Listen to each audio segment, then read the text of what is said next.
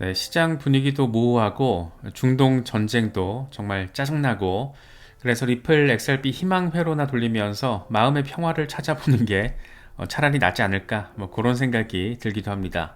간혹 리플 영상이 너무 자주 올라와서 불편하다 이런 말씀 주시는 경우도 있는데 저희 채널 초창기부터 XRP 중장기 투자자분들 많이 계시고 또 멤버십 회원분들 대부분이 XRP 중장기 홀더분들이어서 이 수요 공급을 맞추다 보니까 리플 영상이 꽤 자주 올라간다라는 점도 생각해 주시면 좋겠습니다.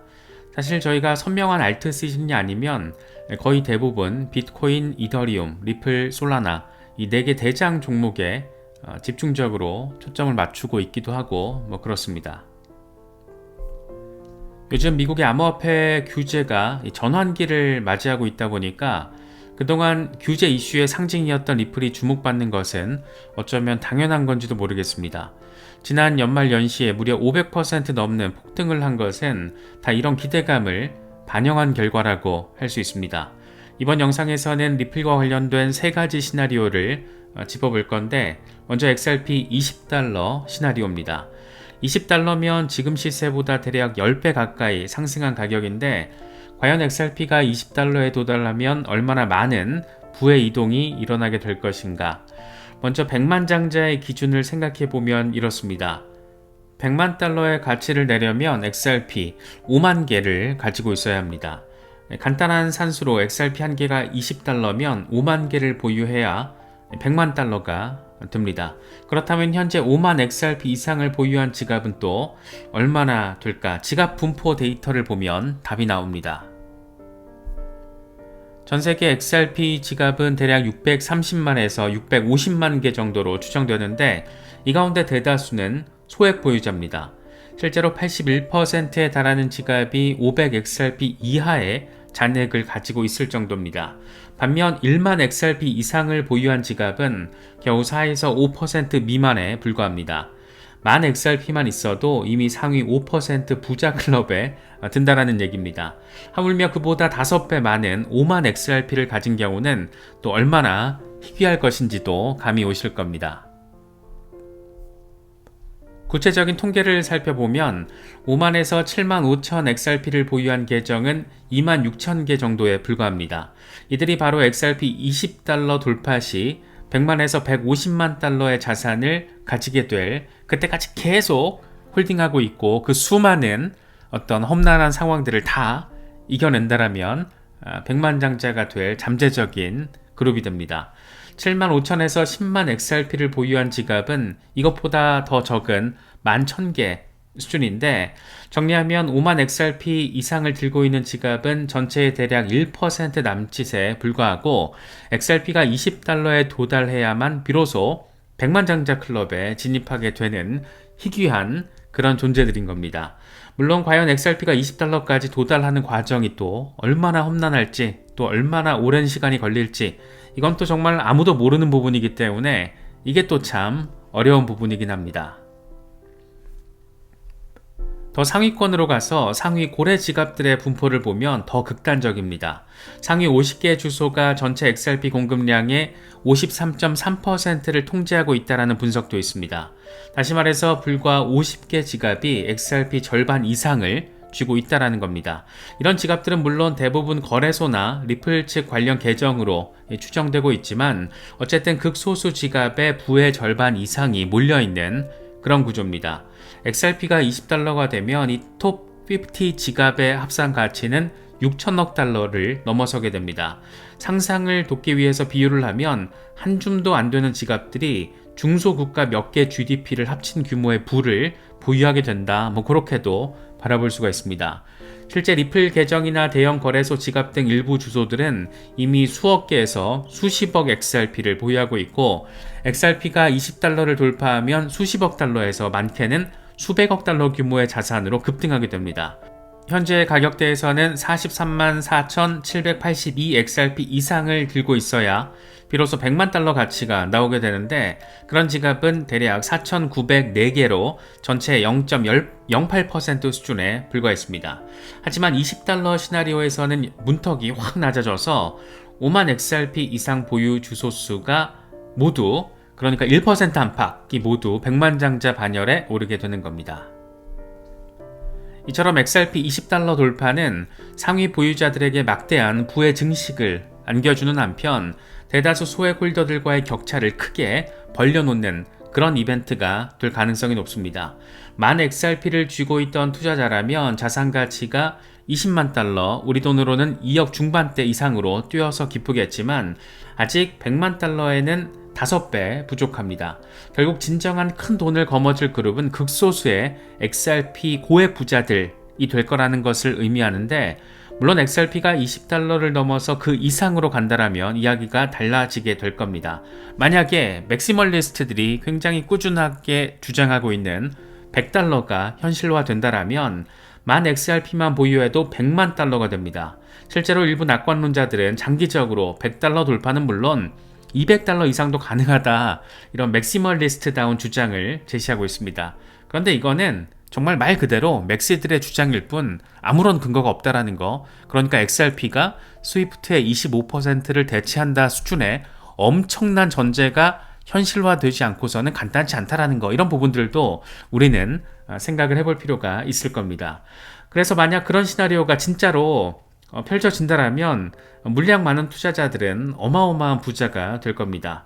하지만 그런 미래를 꿈꾸더라도 현실적인 1차 관문, 사실 아직 5달러도 못 가봤기 때문에 5달러, 10달러 넘어서고 그때부터 생각해도 늦지는 않지 않을까, 뭐 그런 생각이 드는데, 그만큼 20달러도 굉장히 아주 많이 큰 숫자라는 거 생각해 보시면 좋을 것 같습니다. 두 번째 이슈는 500XRP 희소성 경고입니다. 앞서 언급했듯이 의외로 대부분의 XRP 지갑은 500XRP도 채 보유하지 못하고 있는데, 이 숫자 500XRP가 왜 중요할까? 지금 시세로는 뭐 1000달러 남짓, 우리 돈으로는 뭐 130~40만원 정도, 이 정도면 살 수 있는 물량이지만 앞으로는 일반인이 그 정도조차 모으기 어려워질 수 있다는 꽤나 전폭적인 전망도 나오고 있습니다. 실제 데이터부터 확인해 보겠습니다. XRP 리치 리스트 통계를 보면 XRP 보유 분포는 피라미드 형태로 하위 다수의 XRP 지갑이 극소량을 나눠 가지는 그런 구조입니다. 647만 개 활성 XRP 지갑들 가운데 500XRP 이하 잔고를 가진 지갑이 525만 개 이상으로 추산됩니다. 비율로는 무려 81%에 달하는 숫자입니다. 좀 더 쪼개서 보면 0에서 20XRP 보유 지갑이 273만 개, 42% 정도, 20에서 500XRP 구간이 252만 개, 39% 정도로 나타났습니다. 결국 전체 지갑의 5분의 4 이상은 500XRP도 없는 그런 셈입니다. 반대로 500XRP라도 보유하고 있다라면 상위 20% 이내 보유자가 된다는 것을 의미합니다. 일반인 기준에서 500XRP면 뭐 큰 돈으로 느껴지지 않을 수도 있지만 XRP 생태계에서는 이미 상위권 축에 드는 그런 보유량이라고도 할 수 있습니다. 이런 현실에 대해서 XRP 맥시멀리스트 사이에서는 경각심을 나타내는 발언도 나오고 있습니다. 대표적인 빠돌이 에도 파리나 같은 경우에는 대부분의 사람들은 500XRP조차 평생 소유하지 못할 것이라며 사실 믿기 힘들 정도라고 표현했습니다. 실제로 파리나는 이전부터 XRP 10,000개는 가져야지 큰 기회를 잡을 수 있다라며 최소 1만 XRP 보유를 강조해온 그런 인물인데, 그런데 지금 시세 기준으로 10,000 XRP면 2만 달러, 우리 돈으로 2,500만원, 3,000만원 사이 정도가 됩니다. 웬만한 개인 투자자가 쉽게 모을 수 있는 액수가 아니라고도 할 수 있고, 그렇다면 500XRP는 어떨까?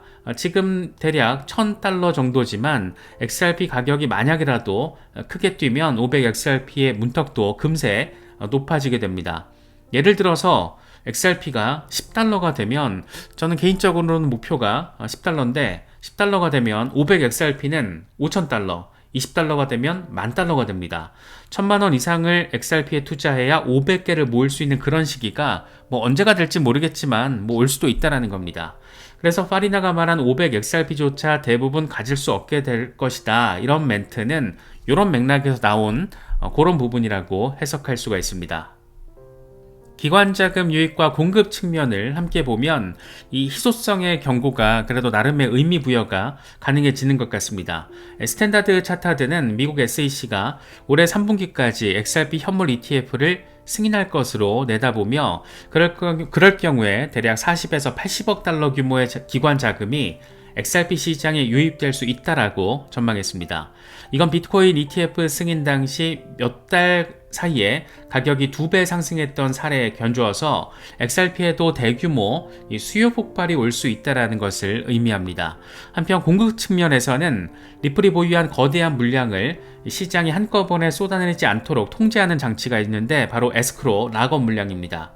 리플사는 2017년부터 550억 XRP를 에스크로 계정에 잠가두고 매달 일정량, 그러니까 10억 개씩 풀어오고 있습니다. 그런데 중요한 것은 매달 풀린 XRP 가운데 70% 정도는 다시 잠긴다는 겁니다. 실제 데이터를 보면 2020년 이후에 매달 언락된 물량의 평균 30% 이하만 시장에 공급되고 나머지는 다시 에스크로에 처리됐다라는 점을 확인할 수가 있습니다. 결국 XRP 투자자 입장에서는 수요는 커질 가능성이 높고 공급은 상대적으로 제한되는 그런 그림이 그려질 수가 있습니다. 이렇게 되면 시장에 남은 코인을 선점하기 위한 경쟁이 심해질 수밖에 없는데 가격이 오르기 시작하면 후발주자는 더 높은 가격을 지불하고 나서도 포모 심리로 물량을 확보해야 하는 상황이 올 수 있다는 겁니다. 이게 바로 분할 매수의 기회가 점차 줄어들 수 있다는 경고의 배경이라고 할 수 있습니다. 쉽게 말해서 지금처럼 XRP 가격이 비교적 낮을 때, $2 전후에 있을 때 천천히 모을 기회가 영원하지 않을 수 있다. 그런 의미일 겁니다. XRP 생태계의 베테랑 투자자들은 초기 비트코인을 떠올려 보라 라고 이야기하기도 합니다. 한때 몇백 개 비트코인을 가볍게 모을 수도 있었지만 시간이 지나서 이 소액 보유자들의 포지션이 엄청난 가치로 바뀌었고 나중에는 비트코인 한 개 사기도 지금 현실에서는 굉장히 어려운 일이 돼버렸다는 겁니다. XRP도 규제 해결과 기관 유입 등의 이 탄탄한 재료를 갖추면서 비슷한 길을 갈 수 있다는 기대를 받고 있습니다. 물론 투자에는 늘 리스크가 따르지만 데이터와 추세가 보여주는 방향은 어느 정도 기대감을 또 갖게 만들고 있다 보니까 이런 얘기들이 특히나 XRP 맥시멀리스트들 사이에서 꾸준히 그리고 더 구체적으로 나오고 있는 게 아닌가 그런 생각이 들기도 합니다. 세 번째 이슈는 XRP 레저의 활용에 대한 매우 흥미로운 가정 시나리오입니다. 리플이 최근 인수한 히든로드라는 회사에 대한 이야기인데 히든로드 우리가 수십 번 짚어봤지만 이 세계적인 프라임 브로커리지 기업으로 기관 대상의 대규모 거래 처리를 전문으로 합니다. 리플은 이 회사를 12억 5천만 달러에 인수하면서 전통 금융권으로의 영향력을 넓히겠다라는 의지를 보였습니다. 이 회사가 처리하는 거래 규모가 엄청 빡센데 연간 3조 달러 규모의 거래를 처리한다고 합니다. 하루로 환산하면 평균 80억 달러 이상의 거래 금액이 여기서 움직인다라고 바라볼 수가 있습니다. 리플은 히든로드 인수를 통해서 이런 기관 거래 흐름을 XRP 레저에 통합하려는 아주 멋진 전략을 내비쳤습니다. 실제로 리플은 인수 직후에 히든로드의 사후 거래 결제를 자사 발행 스테이블 코인 RLUSD로 처리할 거라고 발표를 했는데 RLUSD는 리플이 XRP 레저에서 발행한 달러 연동 스테이블 코인입니다. 따라서 히든로드의 결제 트랜잭션 상당수가 자연스럽게 XRP 레저 네트워크를 통과하게 됩니다. 비록 실제 송금 매개로 XRP가 직접 사용되는 건 아니지만 네트워크 수수료로 XRP가 필요하고 이 과정에서 일부 XRP가 소각됩니다. 쉽게 말해서 히든로드의 막대한 빡센 거래량이 XRP로 빵빵 유입되면 XRP 레저 생태계가 엄청 활성화되면서 트래픽과 수수료 소모가 크게 늘어날 수 있다. 이런 그림이 그려지게 되는 겁니다. 그렇다면 이런 시나리오가 XRP 가격에는 어떤 영향을 줄까? 먼저 소각 요인부터 짚어보겠습니다.